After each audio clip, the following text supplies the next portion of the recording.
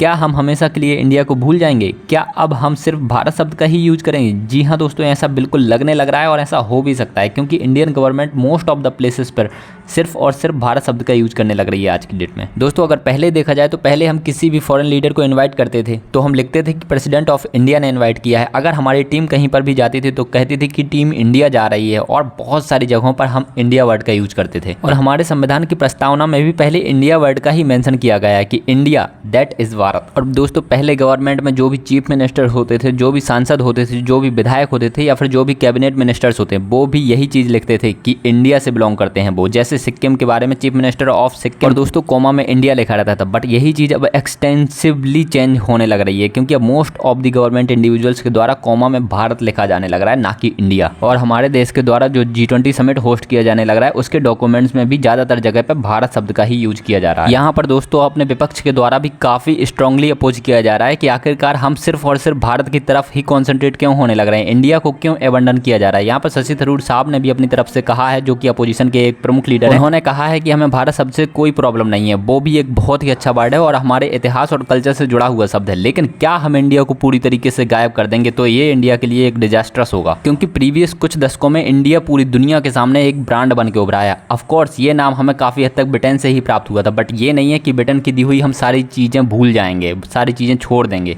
अब दोस्तों आप ब्रिटेन का हो या फिर ब्रिटेन की एक प्राइवेट कंपनी का हो, तो कुछ भी कहो, तो उनने 200 से 300 सालों तक इंडिया पर शासन किया, तो बहुत सारी चीज़ें हमें उनसे मिली हैं या फिर उन्हीं के टाइम जोन में मिली हैं। तो ऐसा बिल्कुल भी नहीं है कि हम उनके द्वारा प्रोवाइड करी हुई सारी चीज़ों को एबेंडन कर देंगे, क्योंकि वो कहीं ना कहीं हमें हमारी मेहनत से ही मिली है। और इंडिया नाम जरूर उन्हीं के टाइम जोन में आया था, उन्हीं के टाइम पीरियड में आया था, बट इंडिया को ब्रांड हमने बनाया है। उन्होंने तो इंडिया को जो बनाया था वो अपन को भी पता है कि उन्होंने क्या बनाया था, but in the end last के कुछ दशकों में हमने इंडिया को जो ब्रांड बनाया है वो तो हम ही ने बनाया है ना। एंड यहाँ पे भारत को देखा जाए तो भारत एक ऑफकोर्स एक बहुत ही अच्छा वर्ड है और ये हमारे इतिहास कल्चर से जुड़ा हुआ है, और डेफिनेट सी बात है कि हमारे कंट्री का नाम ऑलरेडी भारत है। बट दोस्तों अब मैं आप लोगों का पर्सनल ओपिनियन जानना चाहूँगा कि आप लोगों की इस पर क्या राय है, कि क्या हमें इंडिया को अब भारत ही बुलाना चाहिए या फिर हम इंडिया भी बुलाते रह सकते हैं। आप लोग अपनी राय कॉमेंट में लिखकर जरूर बताइएगा।